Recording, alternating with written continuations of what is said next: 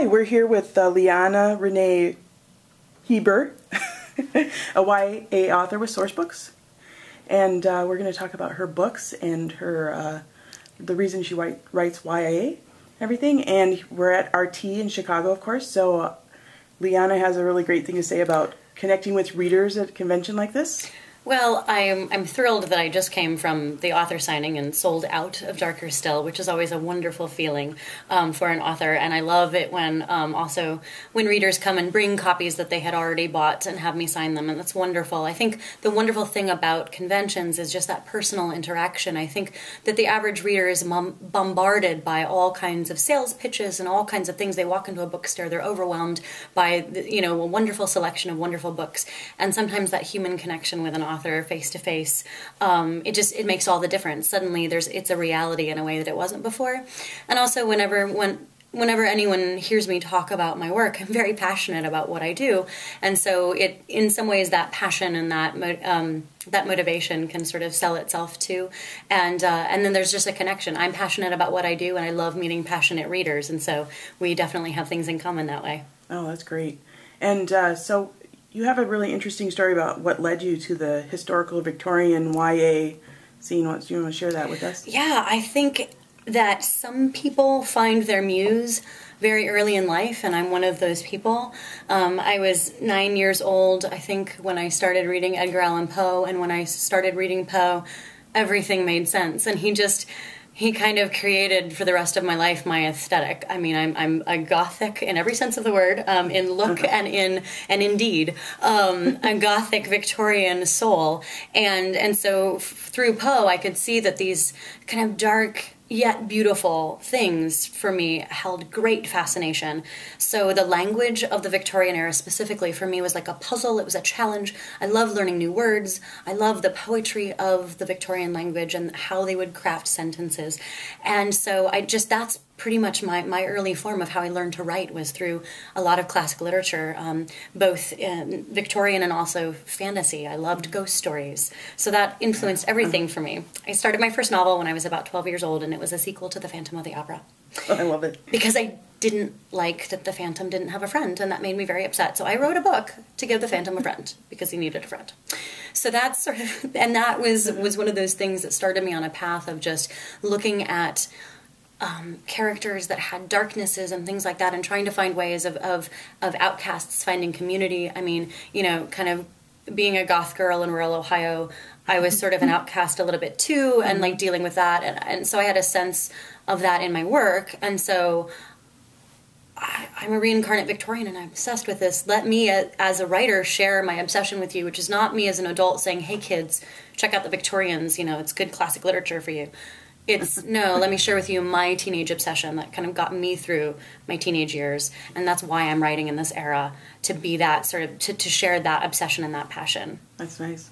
So, the Phantom's friend, was that a dog or a person? No, or it was a girl. A love interest? It was a girl. It was a girl and a love interest. So, I mean, I've always had romance in everything that I've done, and whether it's my adult books that I write or whether it is young adult books I write, everything I do is PG-13. I like the idea that mothers and daughters could be reading my work together, whether it's adult books or whether it's young adult books. I really try and just on both sides of the aisle have things that I can have generational readers, and I think that's really fun, and especially when you're writing in a time period that was very proper, it works with that time period too, to sort of keep things on the PG-13 scale, right? And so that's definitely that's definitely something I try to do, to just kind of keep in that vein. But there's always a love story. If there's not a love story, I'm frankly not interested. That has to be in there, or it just doesn't hold.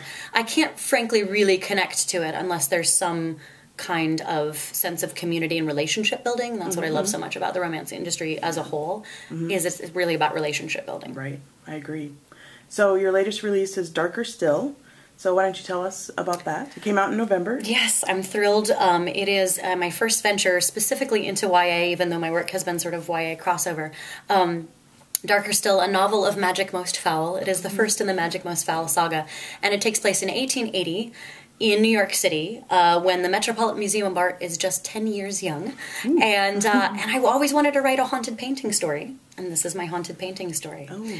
Now, of course, when you think haunted painting story, you think of the picture of Dorian Gray, as you should. So for me, being full of literary homage and full of, little shout-outs to my favorite Victorians, I'm a huge fan of Oscar Wilde. And so this is my way of sort of paying honor to Oscar Wilde, but doing it my way. And writing a story where the girl saves the guy. There's a British lord, his soul, a hot British lord, of course. His soul has been trapped in a painting, and our heroine notices that the painting changes whenever she comes into the room, and it's trying to tell her something. So she's the only one who can figure out how to reverse the curse.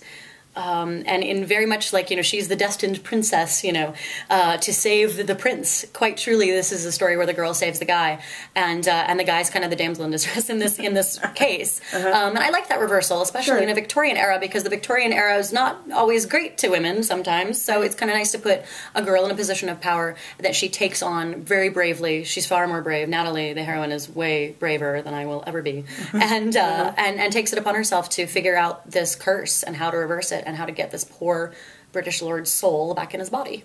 Oh, that sounds wonderful. Thank you. I love that. Thank you. And so what's after that? Is this the first in the series? Yep, or the first one. So what's coming on?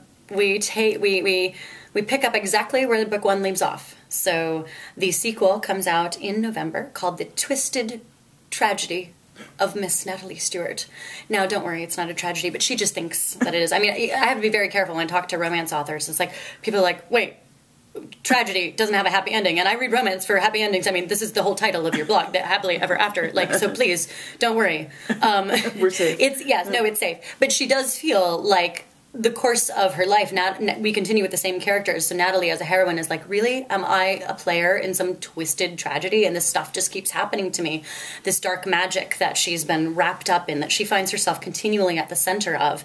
It does, for a while, feel like it's a tragedy, and she's not sure if she's going to make it out alive, or the people that she loves are going to make it out alive. But she's amazing, so we have to have faith in her. So that comes out in November, and it picks up exactly where book one leaves off, and I'm so excited to work with Natalie and Jonathan as a team. I take the sort of girl saving the guy, and then I run with that when the girl and the guy get to become a team together, and a really good team together.